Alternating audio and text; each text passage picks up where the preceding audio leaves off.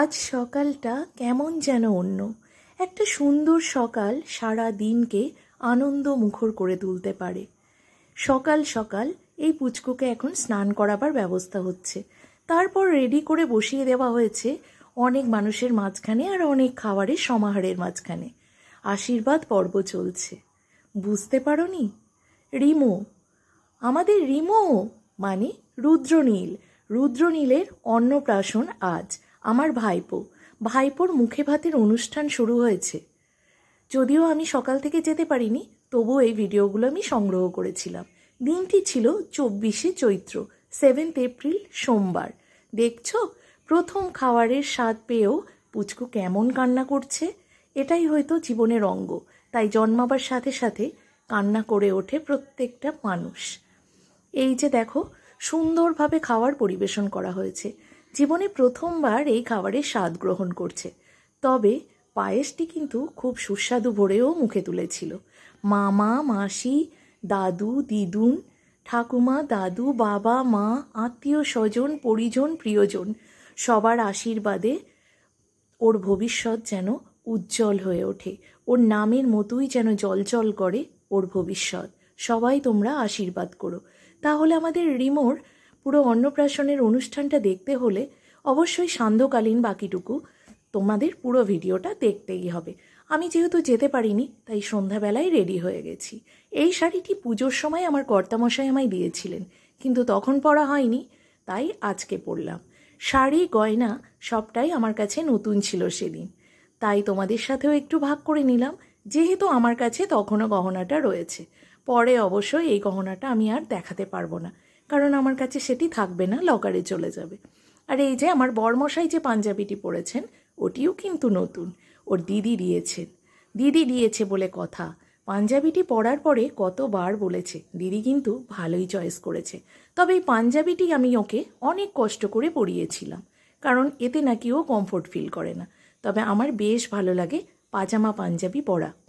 আর এই যে দেখো তো আমাকে ঠিক কেমন দেখাচ্ছে, নিজেই নিজেকে বারংবার দেখছি। আর এই শাড়িটি ভীষণই লাইট ওয়েট। তোমাদের আগের ভিডিওতে, পুজোর আগের ভিডিওতে জানিয়েছিলাম যে এটি একটি আর্নি সিল্ক শাড়ি। যারা দেখোনি অবশ্যই তারা একবার দেখে নিও। খুবই সুন্দর, কমফোর্ট এবং এই গরমে পরার জন্য একদম উপযুক্ত একটা শাড়ি, যেটি পরে থাকলে একটুকুও কষ্টবোধ হবে না। এখন আমরা চলেছি রাতুল যেখানে পড়তে গেছে সেই জায়গায়, কারণ রাতুল পড়া শেষ করে তারপরে যাবে। আমরা যাচ্ছি, তাই আমার মনটা ভীষণ খারাপ লাগছে। ছেলেকে ছেড়ে যেতে হচ্ছে, তো ওকে সঙ্গে নিয়ে যেতে পারলে খুব ভালো হতো। একসাথে সবাই মিলে কত আনন্দ করতে করতে যেতে পারতাম। যাই হোক, কি আর করা যাবে, এখন এটাই ওর লাইফস্টাইল। খিদে পেয়েছে বাবা, আমি যাচ্ছি। তুই তাহলে কখন আসবি? একটু জল খা, একটু জল খা। তুই কখন যাবি পড়তে?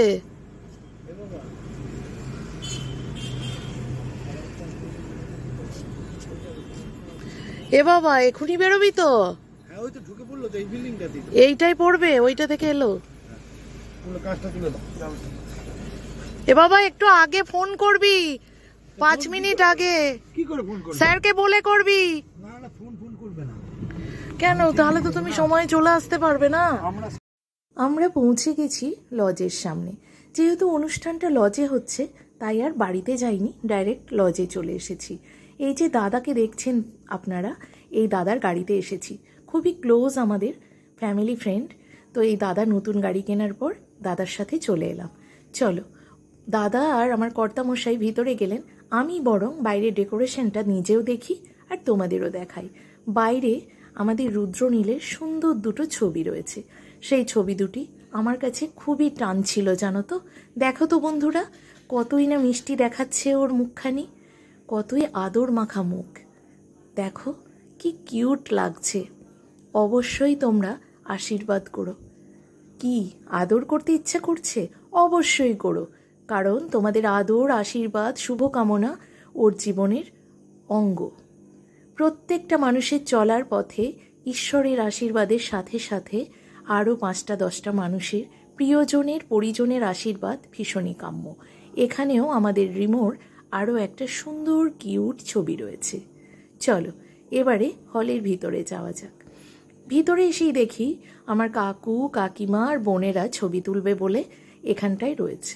তাই আমাকে দেখে বললে একটু ছবি তুলে দাও তো, আমার তোলা ছবি হয়তো ওদের একটু ভালো লাগে। ভাবছি কি জানো তো বন্ধুরা, এটাকে প্রফেশন হিসেবে নিলে কেমন হয়? অবশ্যই কমেন্টে জানিও কিন্তু। আমার ছোট কাকুর বড় মেয়ে, ছোট কাকু, ছোট কাকিমা, যারা আমার আগের ব্লগ দেখেছো অবশ্যই এদের চিনে থাকবে। আর এই যে ভিডিওটি এখন তোমরা দেখছো, এটি অন্নপ্রাশনের কিছুদিন আগের ভিডিও। আমার আর এক ভাই সুন্দরভাবে উপস্থাপনা করেছে, যার নামটি এখানে ফুটে উঠেছে। আর দেখো তো, দাদুর কোলে মাছের ঝোলে হয়েছে এখন, কতই না আদর দেখো। এখানে রয়েছে আমার বড় জামাইবাবু, দিদি আর ছোট কাকু নাতিকে নিয়ে একটু ছবি তুলবে বলে কাকিমাও পাশে গিয়ে দাঁড়িয়ে পড়ল। আর এটি রয়েছে আমার পিস্তুত ভাইয়ের বউ। দেখো তো, সবাই এই বাচ্চাটিকে নিয়ে পোজ দেবে বলে ব্যস্ত হয়ে পড়েছে। অবশ্য ক্যামেরাম্যানের সাথে সাথে এখন প্রত্যেকটা অনুষ্ঠান বাড়িতে মোবাইল কিন্তু মাস্ট।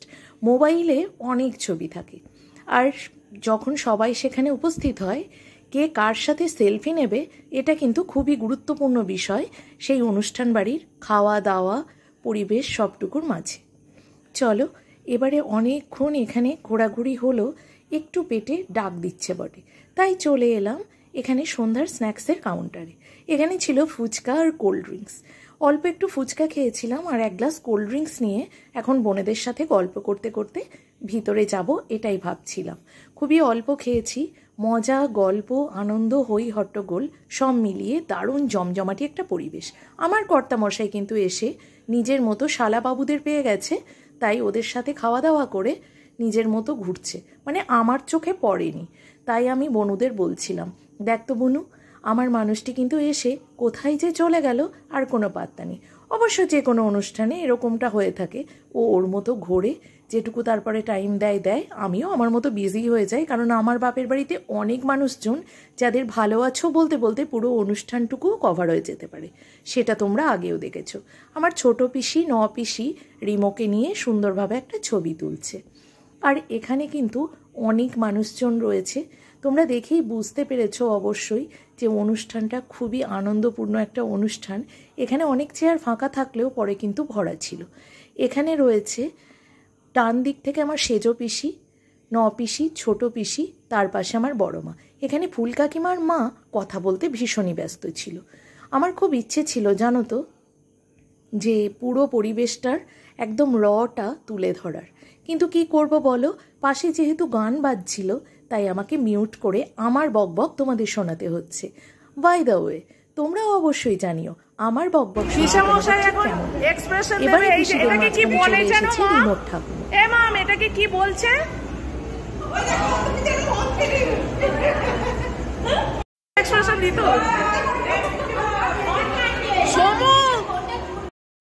এখানে যাদের তোমরা দেখছো এরা সবাই আমার ভীষণ আদরের, ভীষণ কাছের মানুষ।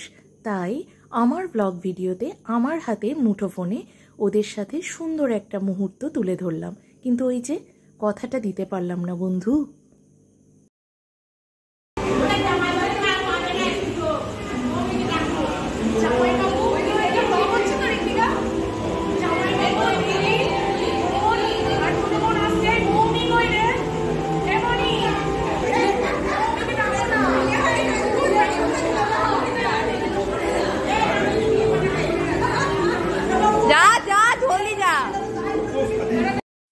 বুঝতেই পারছো তোমরা, এত চেঁচামেচি হচ্ছে, অবশ্যই আমার বাপের বাড়ির লোকজন সবাই আছে। আমরা এখানে ছবি তুলছি, ওরা বিভিন্ন রকম কথা বলে আমাদের হাসানোর ভীষণ চেষ্টা করছে। আর এই যে বড় জামাইবাবুর সাথে ছোট দুই শালি, এখানে আমরা সবাই বসে গেছি আরও কিছু ছবি তুলবো বলে। হ্যাঁ বন্ধুরা, অনেক ছবি তুলেছি, অনেক মজা করেছি বটে। এখানে সব বাড়িতে মায়েরা, মানে কাকিমা, বড় মা, মা, এরা সবাই। আচ্ছা, আমি বরং পরিচয়টা করিয়ে দিই, কারণ এখানে সব মা কাকিমায়েরা রয়েছে।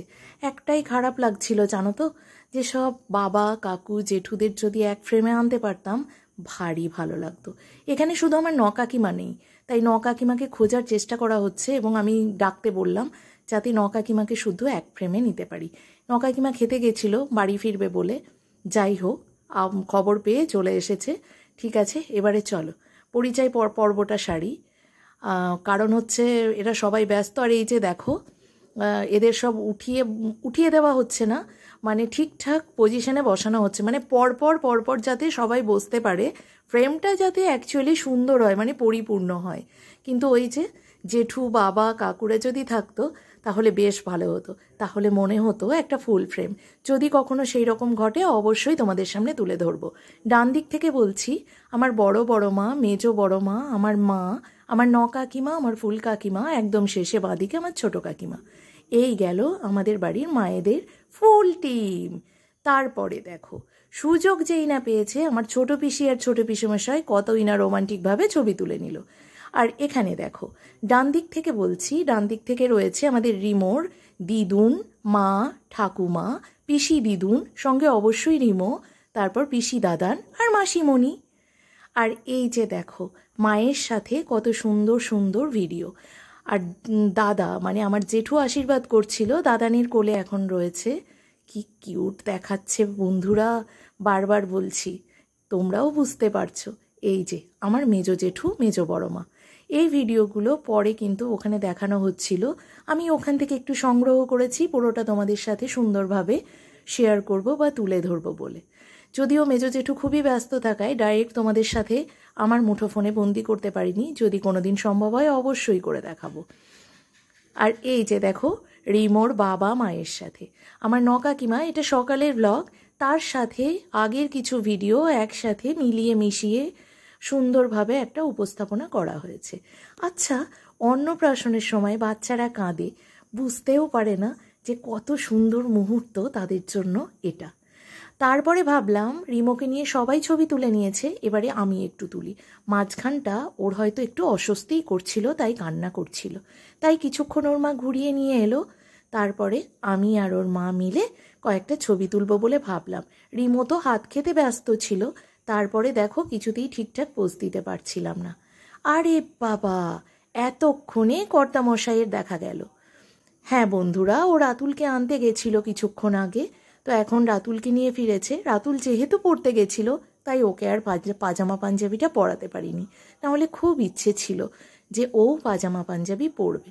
আমার ইচ্ছে অনুযায়ী অবশ্যই, আমি জানি আমার ইচ্ছে অনুযায়ী পোশাক ওরা পরে না, তবুও পাজামা পাঞ্জাবিটা পরাতে আমার বেশ ভালো লাগে। তবে এই পোশাকটি আমার ছেলের বেশ পছন্দের। বেশ কিছু ছবি তুলেছিলাম, যদিও কর্তামশাই যে খুব বেশি ছবি তুলতে ভালোবাসেন এমনটি নয়, কিন্তু ওই ধরে বেঁধে যেটুকু করা যায় আর কি আর বলবে বলো, উপায় নেই। এই যে দেখো, ক্যামেরাম্যান ভাই একটু পোজ দিয়ে ছবি তুলে দিতে বলল, তাই কতই না পোজ দিচ্ছে, কিন্তু শালির বেলায় দিব্যি হাসি খুশি। এখানে আমি আমার বড় দিদির সাথে একটা সুন্দরভাবে ছবি তুলে নিলাম, আর তারপরে তুললাম আমার ছেলের সাথে। অবশ্যই ওই যে ক্যামেরাম্যান ভাই বললেন এইভাবে, ছবিটি কিন্তু ভারী সুন্দর এসেছিল, কতই না পবিত্র একটা সম্পর্ক। তারপরে এখানে ভাইয়ের কিছু ক্লোজ গেস্ট এসেছিলেন, ওনাদের সাথে কিছু ছবি ক্লিক হলো। আর তারপরে আমরা পুরো ফ্যামিলি, মানে আমি, বাপ্পা, রাতুল, আমার ভাই, ভাইয়ের বউ আর রিমো, মানে রিমোর বাবা মা এরা। তো যাই হোক, তোমরা আশা করি এদের পরিচয় পেয়ে গেলে। তো চলো এবারে টুকটুক করে খাওয়ার টেবিলের দিকে এগোতে হবে। সব শেষে রিমোর মাসির সাথে আমার একটা ভিডিও আর সেলফি বানতা হে বস। চলে এলাম খাওয়ার টেবিলে, এসে দেখি আমার পিসিরা অলরেডি বসে গেছে, আর আমার দিদিরাও অলরেডি খাওয়ার পাতে নিয়ে নিয়েছে। অবশ্য ওরা আমাকে ডেকেছিল, আমি ভাবছিলাম আর একটু পরে খাবো, তাই একটু দেরি করছিলাম। বাট তারপরে দেখলাম না, আর দেরি করে লাভ নেই, যেহেতু বাড়ি ফিরতে হবে আর শেষের দিকে প্রায়, তাই আর দেরি না করে খাবার টেবিলে বসে গেলাম। তাই দিদিকে হাঁক দিলাম, কি রে তোদের খাওয়ার শেষের দিকে? ও বলে না, তোদের জন্যই ওয়েট করছি। তো চলো ওদের পাশের টেবিলটাতেই বসি, তাহলে খেতে খেতেও একটু গল্প হবে, না জানি কবে আবার দেখা হবে। আর বঞ্জিদের সাথে বুনোদের সাথে দারুণ গল্পে মেতে উঠেছিলাম। চলো তাহলে, খেতে খেতে ফুল ভিডিওটা আমি দেখাতে পারবো না, তার জন্য তোমাদের সাথে মেনু কার্ডটা অবশ্যই শেয়ার করব। আর এই যে আমার বঞ্জি, ক্যামেরা যেই না অন করব এমন টুকুর টুকুর করে পাখির মতো খাবে, সেই হাসিটি আমার ছোট বঞ্জি আর আমি দেখছিলাম আর দেখাচ্ছিলাম। আর এই পাশে বসেছি আর আমি নিজেকে একটু ক্যামেরায় দেখলাম যে কতটা বিধ্বস্ত লাগছে। এত গল্প করেছি, এত মজা করেছি যে নিজেকে বিধ্বস্ত তো লাগবেই। এত মানুষজন আবার পরের দিন পাবো বলো তো, তাই এই সময়টুকু পুরোটা উপভোগ করতে হবে নিজের মতো করে।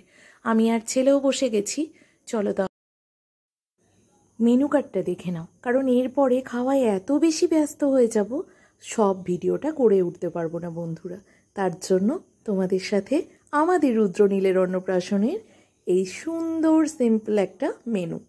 চলো খাওয়া দাওয়া করা যাক। রাতুল খুব মনোযোগ সহকারে দেখছে, আরও খুব খুশিও। খাবার দাবারের টেস্ট কিন্তু ছিল অসাধারণ। চলো তাহলে খাওয়া কমপ্লিট। ফেরার সময় আমাদের রিমো দেখি ঠাকুমায়ের কোলে ঘুমিয়ে গেছে।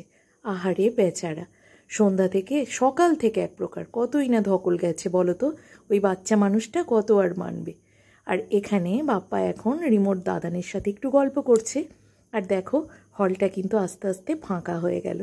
অনুষ্ঠান হওয়ার শুরুটা যেমন থাকে শেষটা কিন্তু তেমন। ও পিসিরা, কেন হাওয়া খেতে খেতে যাবো? টাটা, এই হাওয়াটা ভালো লাগে। যাবে সবাই, গুড নাইট। তাহলে আজকের ব্লগ কেমন লাগলো অবশ্যই জানিও। দেখা হচ্ছে next day. Tata, good night.